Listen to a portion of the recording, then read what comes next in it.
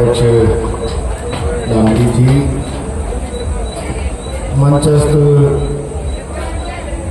समाज के सभी सम्मानित नेतागण, सबके नाम नहीं है ना, मैंने ये कहा था तो सबके नाम बोल देता। सम्मानित मंच, राजस्थान के कोने कोने से जोधपुर धाम में पधारे हुए सभी धर्म प्रेमी सहजातीय बंधु और भाइयों,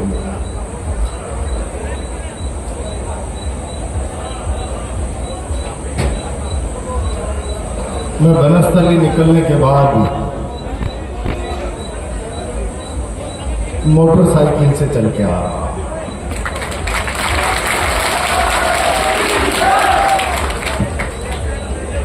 आज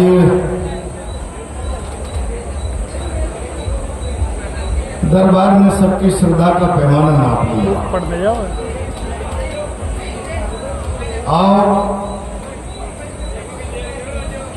मेरे दर पर कौन सच्ची श्रद्धा मन में लेकर आया है?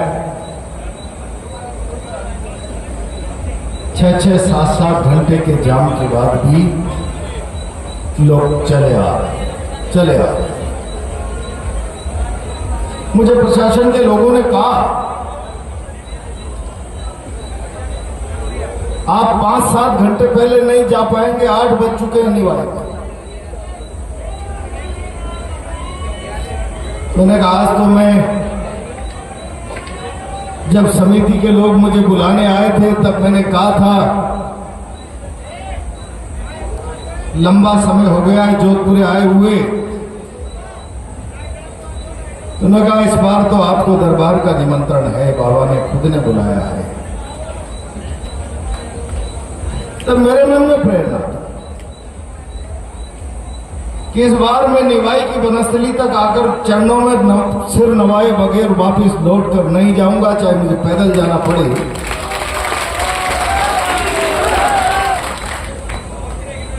वरना मैं इस अवसर पर केवल एक बात कहना चाहता हूं, कोई कोटा से चला तो, कोई जयपुर से चला तो, कोई अतिथि अहमदाबाद से चला,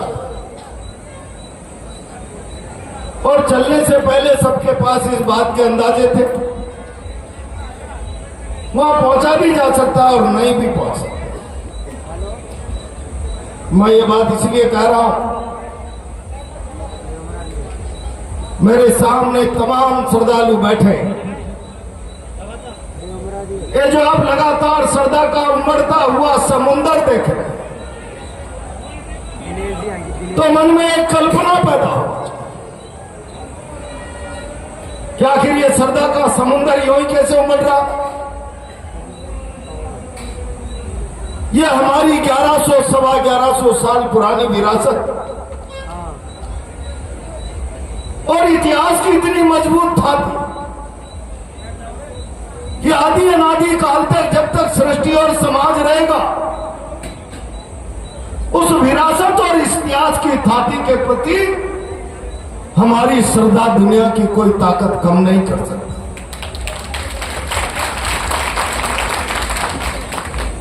अब मैं केवल इतना कहना था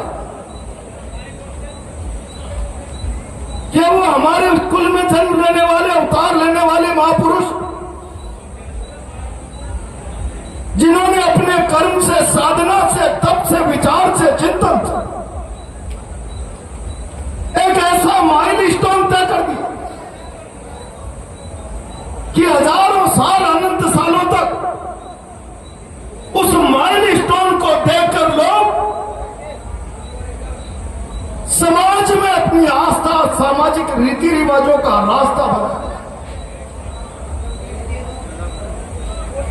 मैं ये बात जब कह रहा हूं तो फिर हम सब की केवल इस अवसर पर थातियों पर गर्व करना मात्र से काम नहीं चला। ये जो मेले हैं, ये जो थातियां हैं, ये जो विरासत, ये हमारी आध्यात्मिक और सांस्कृतिक विरासत। और जब मैं आध्यात्मिक विरासत की बात करता हूं उज्जैन में बगड़ाउत आते होंगे, सबके जैन में जोधपुरा दरबार आता होगा।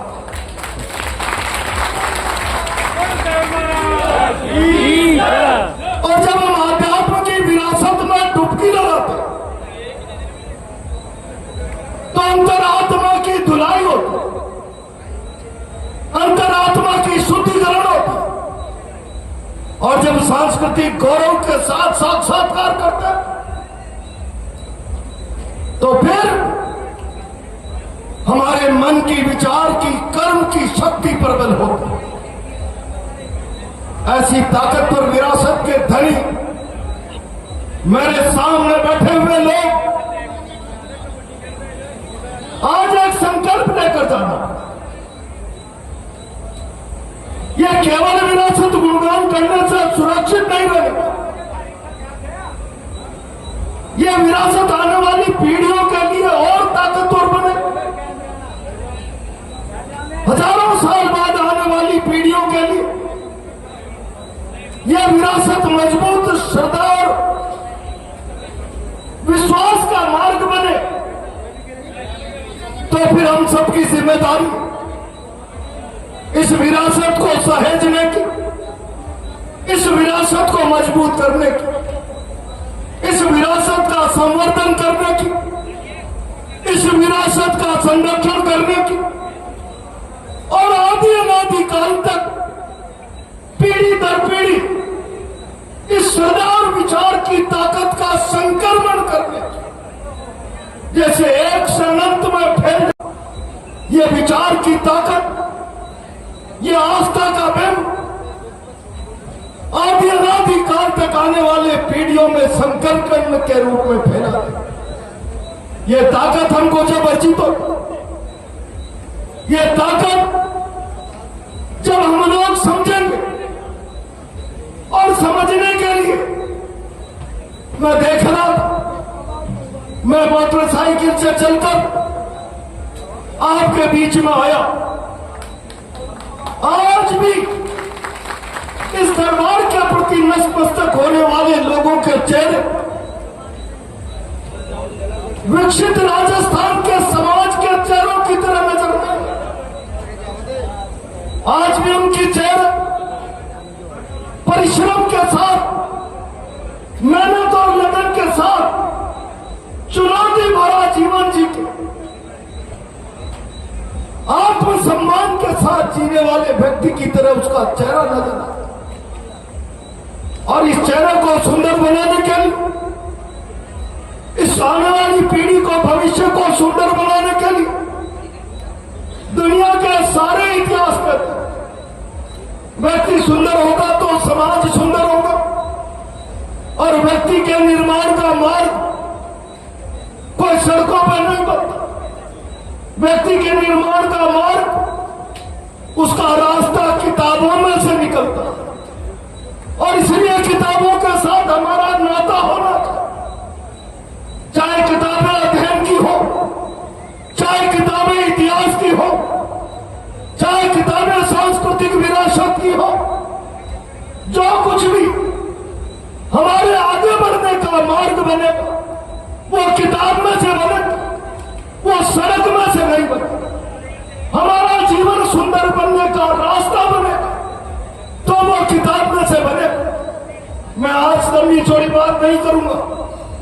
मुझे लग रहा है कि अभी 2 घंटे मोटरसाइकिल से आने में लगे, 2 घंटे और लगे।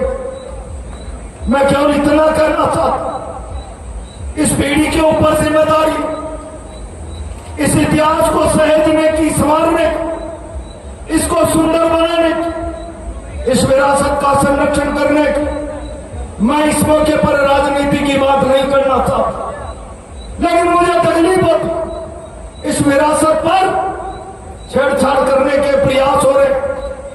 राजस्थान की सरकार के पोर्टल पर इस विरासत के संरक्षण, सवाई भोज के इतिहास से छेड़छाड़ की गई। ताली बजाने का सवाल नहीं। राजनीतिक दृष्टि से हम इतने लाचार और कमजोर की ताकत के साथ जिस मंशा से इस इतिहास के साथ छेड़छाड़ हो, उसके खिलाफ राजनीतिक लोगों के पास बोलने की इच्छा शक्ति है, लेकिन राजनीतिक लोगों की इच्छा शक्ति के आधार पर इस विरासत का संरक्षण हो जाएगा। यह समाज को नहीं छोड़ना। अगर सवाई भोज का इतिहास मिट गया, जिसे कागज के पन्नों में छेड़ने की कोशिश कर ली गई, तो इस दरबार का इतिहास मिट गया। और इस दरबार का इतिहास मिट जाए तो समाजों की बात नहीं करता। जिन मुल्कों के पास विरासत की गर्व करने वाली थातियां नहीं, जिन मुल्कों के पास ऐतिहासिक विरासत नहीं, जो आने वाले पीढ़ियों का मार्गदर्शन करे, वो मुल्क जिंदा तो जरूर होते, लेकिन सीना तान कर नहीं, घुटनों के बल चलने वाले मुल्क होते हैं। और इसलिए मैं आज संक्षिप्त शब्दों में कहना चाहता, इस विरासत के बारे में समाज चिंतन करे, सरकारों को आगाह करे। और मैं तो इस मंच से आखिरी बात कहना चाहता हूं, भजनलाल जी, भारत के प्रधानमंत्री जी, आप 1111वीं जयंती में आसीन आए, आसीन देवमाली माला श्री आज जहां भगवान देवनारायण ने उतार लिया था, लेकिन जितना महत्व माला श्री का है, सवाई भोज देवमाली दाता फरना जोधपुर इन स्थानों का भी उतना ही है। आपने धार्मिक आस्था पर सारे हिंदुस्तान में अपने आप को संरक्षक घोषित कर रखा। क्यों जोधपुरिया नजरअंदाज?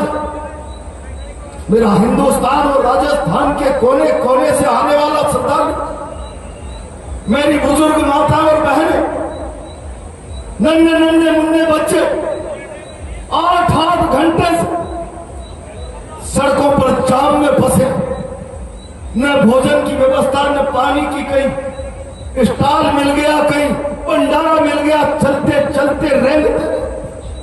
सरकार को इस बारे में विचार करने की आवश्यकता। अगर निवाई के दूरस्थ 28-30 किलोमीटर हिंदुस्तान की आस्था का एक केंद्र है, तो उस आस्था के केंद्र पर सरकार की नजर होनी चाहिए।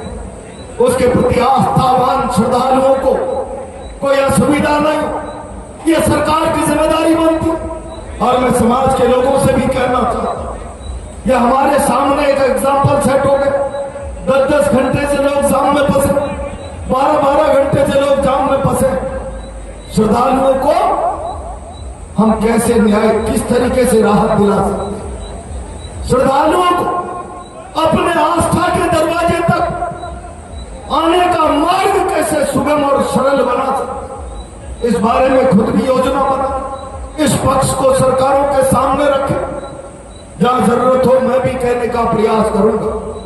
मैं तो केवल आज इतना कहना चाहता हूं, यहां जो लोग खड़े हैं, ये सब स्थितियां जो श्रद्धा के समुद्र के उमड़ते हुए जो से सुगम और सरल बना सकते, इस बारे में खुद भी योजना बना, इस पक्ष को सरकारों के सामने रखे। जहां जरूरत हो मैं भी कहने का प्रयास करूंगा। मैं तो केवल आज इतना कहना चाहता हूं, यहां जो लोग खड़े हैं, ये सब स्थितियां जो श्रद्धा के समुद्र के उमड़ते हुए ज्वार के रूप में आप देख रहे हैं, ये ज्वार आज अचानक नहीं आया, ये भादवा की छठ है और चलो ज्वार भाटा आ गया है। इसके पीछे सवाई भोज बगड़ावत का मजबूत इतिहास, उनकी पराक्रम और वीरता, जिसका लोहा संसार ने माना, उसका मजबूत इतिहास, उस इतिहास की गंध, उस बलिदान की गंध, उस पराक्रम और वीरता की गंध इस आभा मंडल में समाप्त नहीं हो सकती। जब उनसे जुड़ा पर्व और त्योहार आता है तो वो गंध चुंबक की तरह खींच कर लाता है। वो गंध जिंदा रहनी चाहिए। उसके साथ कोई छेड़छाड़ ऐतिहासिक तथ्यों के साथ करे तो फिर ये हमारे भविष्य के साथ, हमारे आत्मसम्मान के साथ छेड़छाड़ है। इस पर भी चिंतन होते रहना चाहिए। मैं तो लंबे समय बाद दरबार में आया। आज राजनीति की बात नहीं करूंगा। भाई एसपी बरियारा बहुत जोश में बोल रहे, छोटा भाई है जोश आ। प्रहलाद गुंजल ने क्या देखा क्या नहीं देखा।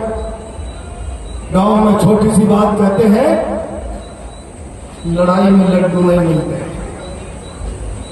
और लड़ाई में जो लड्डू की अपेक्षा रखते हैं वो लड़ाइयां नहीं लड़ सकते।